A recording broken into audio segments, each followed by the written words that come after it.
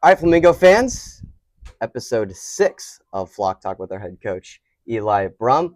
Coach Eli, great to have you on. We skipped last week, but we had a good reason why. We had the All-Star That's game right, we here did. at Carolina Bank Field. You were able to be one of the assistants in that game. Also saw you throwing out in the home run derby on the Monday night. Yep. How would you rate your experience here hosting the All-Star game? It was 10 out of 10. It was really awesome. Really blessed to do it. Very lucky and fortunate. It's different when you coach against the other coaches or you coach against the other players. But then when you're on one team, even from both sides, the East and the West, we were all here for one reason, right? To celebrate them, the players and the coaches, is that we're in it. So being able to have that camaraderie and get to know each other on a more personal level, to me, that was the best part, to be honest. I mean, you saw me out there throwing in the home run derby to two players on the opposite teams, In the East, right? In the yeah. East, right? And we don't even play one of the teams. And so both the teams, actually, we don't even play both the teams. And so to me, like, that was very special to me. You were in like the swing off portion too, throwing to Mr. Garcia from the Peninsula Pilots. Were you nervous out there throwing to him? I mean, you're just throwing BP at the end of the day, but there's a lot of people watching. No, absolutely. I was nervous. I got asked a question before the home run derby even started. Like, hey, are you nervous? I'm like, no, I'm good. And I wasn't. Like the first round, I was fine. There's through BP. But then we got to the swing off. I was like, oh man, like I can't mess up. Yeah. Because if I throw a bad pitch and he swings at it, well, I threw the pitch. Right. You know what I mean? And so I did get nervous there. But to me, it was fun though. Like it was exciting, the adrenaline rush from it. Being able to actually do something in the swing off it was fun. And back to you were mentioning, being with the other coaches, guys that you're usually going up against night in and night out. Is there anything that you kind of learned from either watching them coach or just talking with them as the day went on? Is there anything that you really took away in talking to the other coaches? Absolutely. They're really good at making that relationships with players, and to me, that's very important. I try my best to do it. So seeing them, how they go about it sometimes, right? Uh, I am one of the younger coaches in the league, and so my ways of making relationships with players are a little different than the ones that are older who've been doing this for a long, long time. So being able to see how those guys, like I said, they've been doing this for a long time, Sure. right? So being able to see the way they go about it, it was definitely something I took away.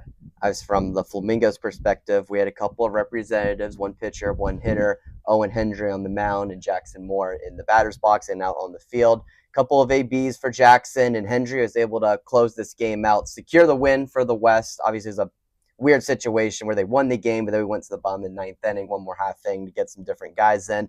But what was it like to see those guys out there representing their team, especially in front of their home fans? It was awesome. It was special, We'll start with Jackson Moore. It was special because he is a local guy, and so being able to see him come out here and be able to see the fan base support him, even his own teammates. The Flamingos were out here, the players. It was awesome to come see him out here, and all his family came, which was really special, really special. Owen Hendry on the other side, it was special as well because, like I said, I've known him for a couple of years now. When I first met Owen and coached him originally in community college baseball, he was recovering from TJ, so I never got to see him really throw on the mound.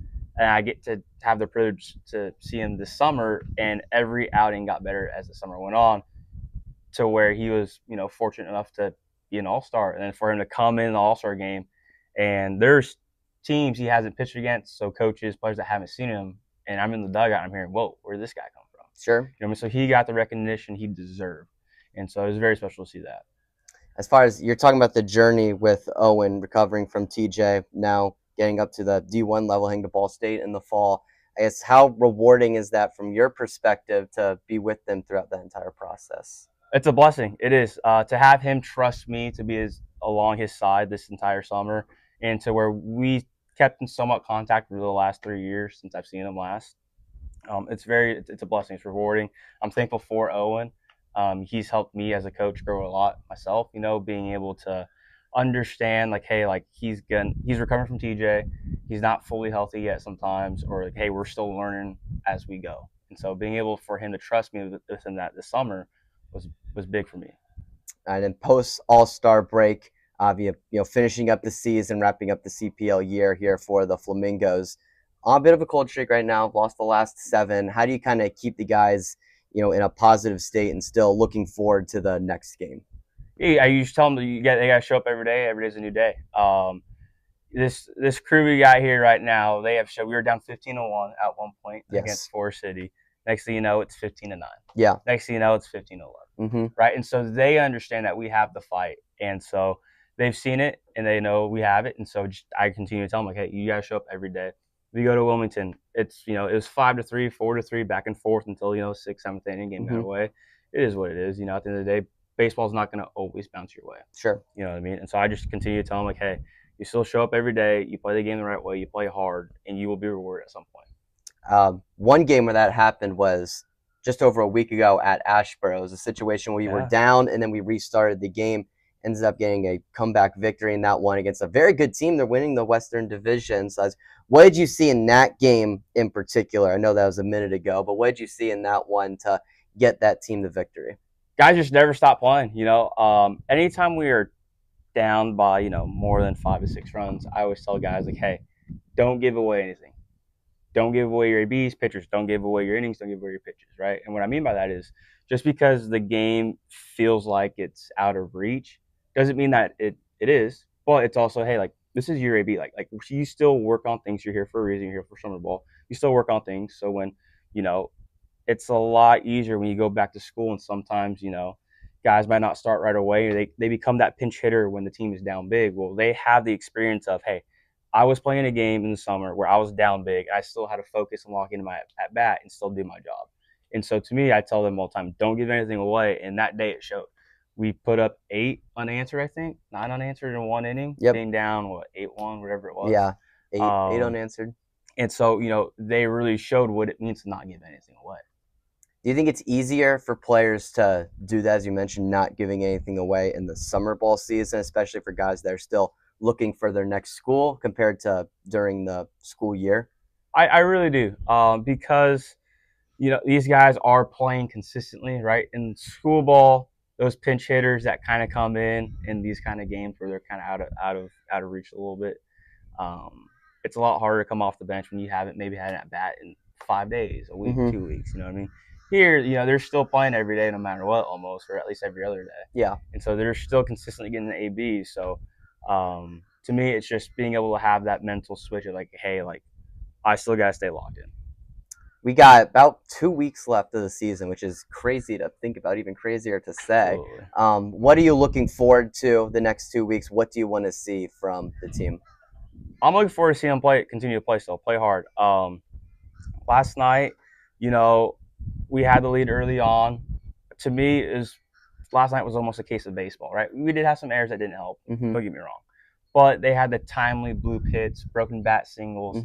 And so to me, looking forward these next 2 weeks, it's, hey, like, just because that happens doesn't mean we give in. You know what I mean? So I say a lot in the dugout. People always say it, make fun of me a little bit. So what? Right? You're all right. On to the next. Move on. To me, that's our motto every day, right? So what? There's a broken bat single. You can't do anything about it. You move on. So these next 2 weeks, I'm really looking forward to seeing guys move on from adversity, right? You're going to get adversities the last 2 weeks because it is summer ball. The last 2 weeks are always shaky a little bit just because guys are leaving, guys are bouncing, guys are ready to go home, some guys are checked out. So I'm looking forward to seeing them respond to adversity the most. I think we got to get the shirts made. So what, Eli Brum? Get, like, your face on the back of it or something like that. I'd wear it. I would too. I think it'd be a good look around the ballpark. I think so. You mentioned the last 2 weeks, obviously the roster turnover, especially since the first half of the season ended. It seems like it's kind of like never ending at points. How is that? How do you deal with that as a coach? And when you need arms, especially, how do you reach out to guys and how do you get guys in? Yeah, absolutely. I mean, it is a part of summer ball that kind of gets overlooked. Honestly, that is a big deal, to be honest. But to me, it's like, hey, we'll always figure it out. We'll always figure it out. I'll reach out to guys. Hey, give me guys who want to come. Right. So at this point in the summer, it's like, hey, do you want to come pitch? Yes, sir. Sweet. Come on. Because those are the guys that want to be here for the next 2 weeks. Right.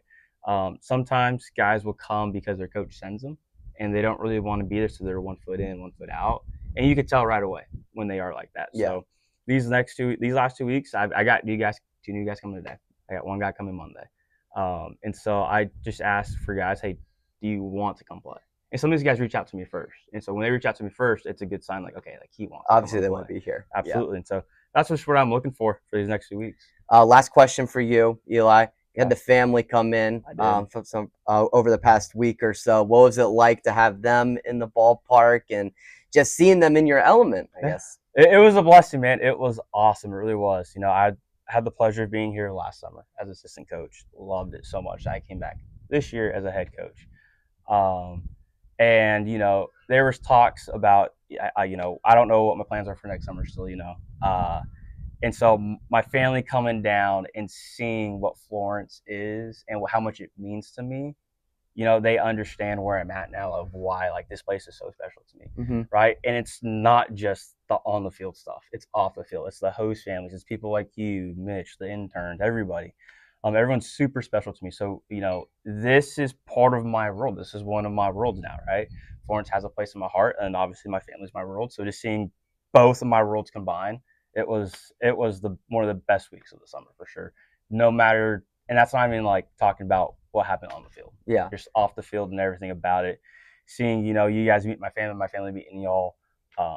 It was definitely something special for me for sure. They provide pizza for us, the team, all of the interns as well. So shout out to them for that. They Coming did. all the way from California, That's from right. coast to coast for the trip. Certainly love to see that. Eli, thank you, man. Thank you.